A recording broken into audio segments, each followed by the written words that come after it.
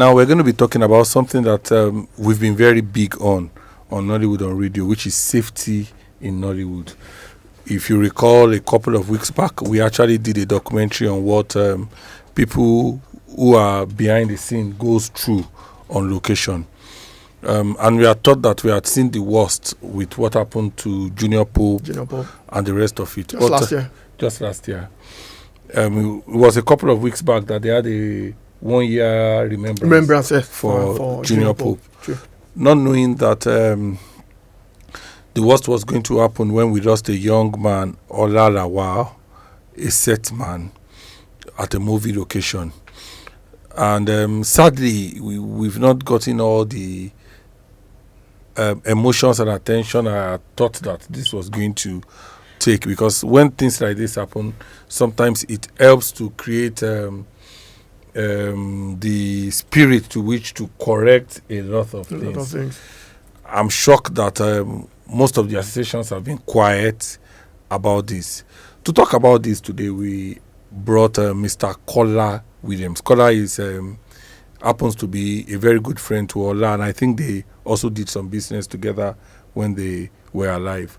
And he has been a lone voice who had been writing and calling for attention over the death of Ola for about 2 weeks now. So we just thought that it would be good for him to come and talk about it. Kola, you're welcome to the show. Thank you, Mr. Bond. Thank you for coming. So let's go straight. Do you have an idea of how Ola died? Honestly speaking, I was not on that set. So, I was just told, I was called on Tuesday afternoon. I was driving. So I just got a call from a filmmaker friend that happened to, he has already relocated. He's not even in Nigeria. He just called to say, OJ, Kola, did you hear about what happened to Ola? I said, Ola, what happened? Oh, this is not a new month prank. Because that happens to be 3rd of May. Okay. So he said I should go and check SOJ post. SOJ happens to also be a director that has relocated. He's not even in Nigeria. So these two people calling are not even here in Nigeria. And they've heard about what happened to Ola. So when I checked, I was like, we'll miss you. You do this. Ola. This is somebody that last month we were supposed to be on the same set together, but he was working on a stage production that he was setting for at Arepo, Beautiful Gate Parish. So I was like, you people I was calling Ola's number, not available, switched off. It dawned on me immediately. So I had to put a call through to Sukomi, Ola Best. That happens to be another, somebody I'm guiding in the area of script supervising continuity. Also happens to be a very close friend to Ola. Yeah. So I said, Sukomi, what happened? He said 2 hours ago he received the call that Ola is no more. I was like, Ola is no more. So I was having this adrenaline rush in me, going far way back, how we started, how we struggled to get to a point whereby people started noticing and calling, to have, us on their sets, to have, from, I'm talking about 2009, 2010. So it's been way back, because he finished secondary school then. After his secondary school, I was a part of end time drama in Redemption Camp. Okay. So I was more, involved in stage, like stage acting, stage presentation, everything. So I called him and told him, instead of just being in church, doing church, just the local setup, let's go to the Redemption Camp where we have a bigger platform, where we do our stage and a lot of people come to watch. So that was what got him involved. And the discovery about his being a set man, it was the first production we had with End Time. We involved the secular, and it was more like a boot camp. So that was where he started arranging costumes. That was where he started discovering that, this is his own department. And that was where I started calling shots. Okay. That was where I started my own journey and discovery about being a continuity casting director, then a script supervisor, because I was calling shots. Anytime the director is saying we are having a close-up shot, I will call it. I will say, this is close-up shot. So when we had the second, that movie was Wrath of the Gods. When we had the second part, we didn't involve the secular. We handled it by ourselves. So that was the journey. From there, we started. We had to, register a company together called No King Has Got Creative Arts, registered under CAC. We did that. We moved. We had a tour whereby we had the support of Kola Williams. We had the support of Ayo Ajewole because he attended. We had the support of Kola Williams, Peter Fatomilola, and the rest. So we moved around. Even the former honorable commissioner, Ogun State Tourism and Culture, was a part. He was in support of what we are doing. So the journey started, and it has been good, fine. So hearing about his demise, this is somebody that struggled. Even we both moved things together, like we're into textile designs, Adire. Those are part of the things we do together and the rest. So aside from being just a set man, there are variety of things we do. Like this cloth I'm putting on, this is one of Ola's work that he does. Although he's not the one that do this, but this is some of the things he does. The beads, everything, the Ade crown. So he does a whole lot of things beyond just being a film set man. Because we don't have so much time, let's be on the specific. Can you tell us exactly you heard? So what I heard on that, so when I called, I started making so much calls to know what exactly happened. So the next thing I was hearing is he gave his assistant set man phone. He was setting the shrine where they want to use the play area, and the next thing they heard was a splash. Like they just heard the splash, and at the end of the day they couldn't see him again. You heard the splash, you didn't see him again. Like there was nobody close, like there was no close contact. Even if you heard the splash, there was no close contact that could just drag him up or what. Or was as in, so everything started according to me like, are you guys for real? Like why will you say somebody is on your set, no safety, no divers, nobody on ground to like quickly, like what time was this shoot? I heard it was 10 p.m. night, and when I got to the river after maybe few days, that was on the day of the candlelight, a week after, that's 8 days after, on Monday, I discovered that river is even scary in the afternoon.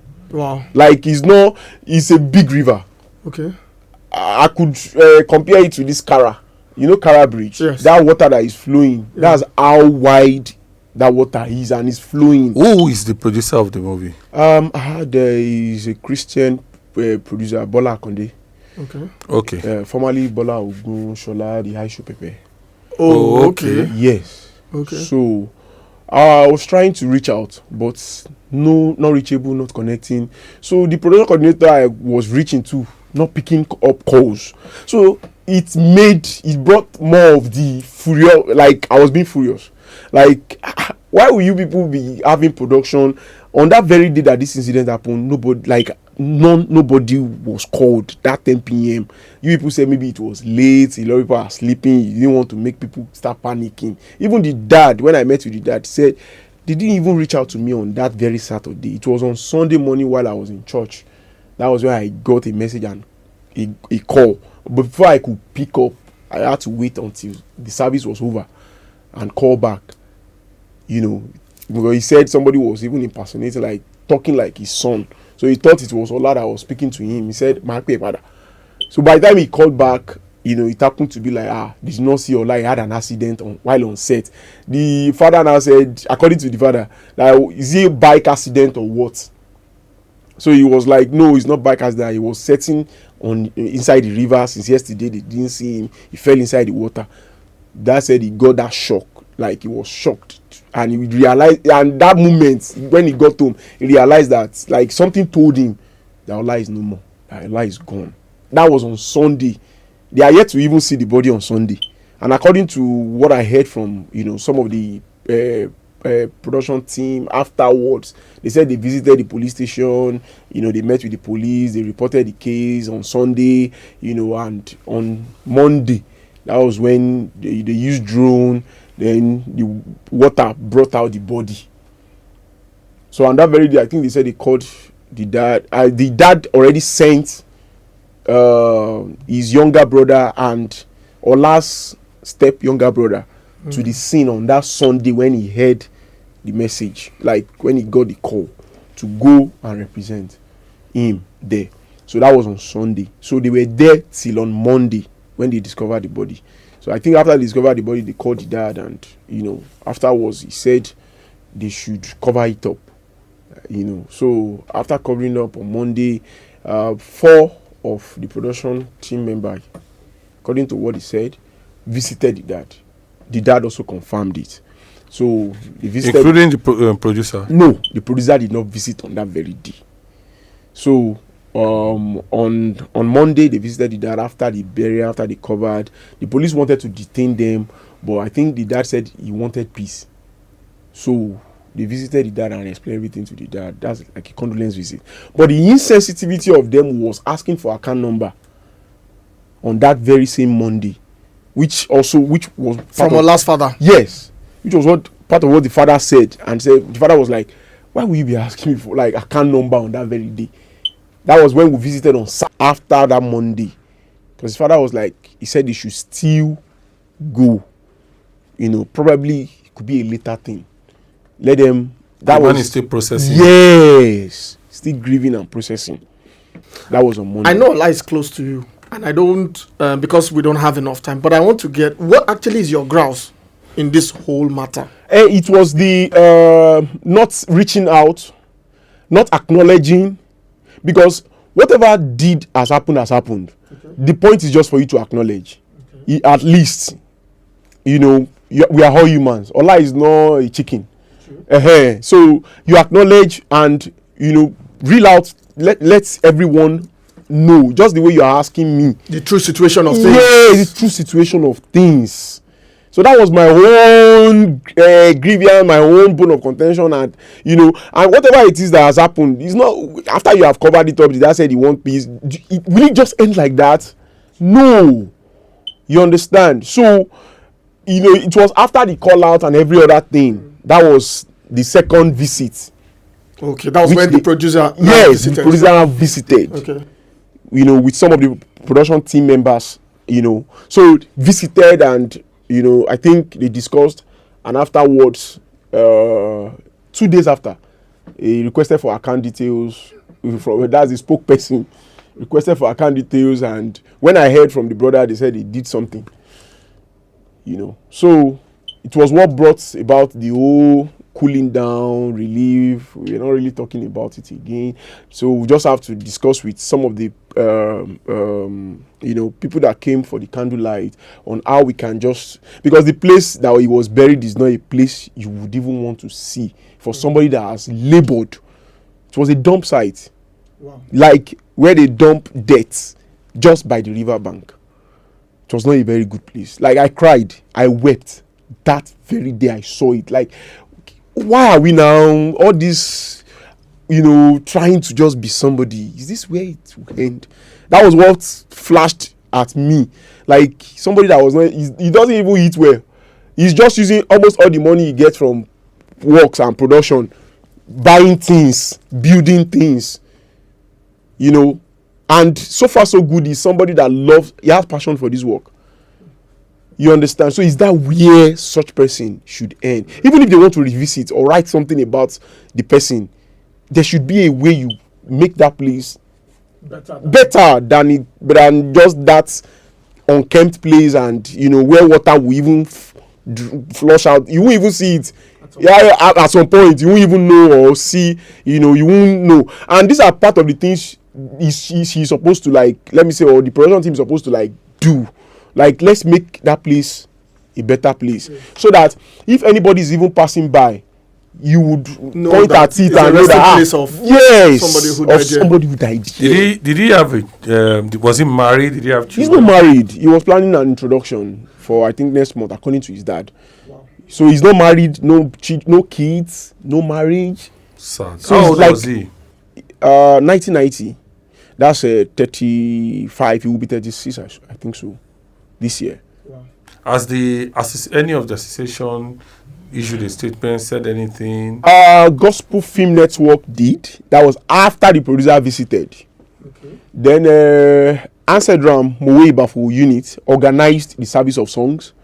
After 2-3 days of the burial, when What's the call out, Amsterdam? all Nigerian Christian Evangelical Drama Ministry, Amsterdam. Okay. Yes. So yeah, Neither Tampan.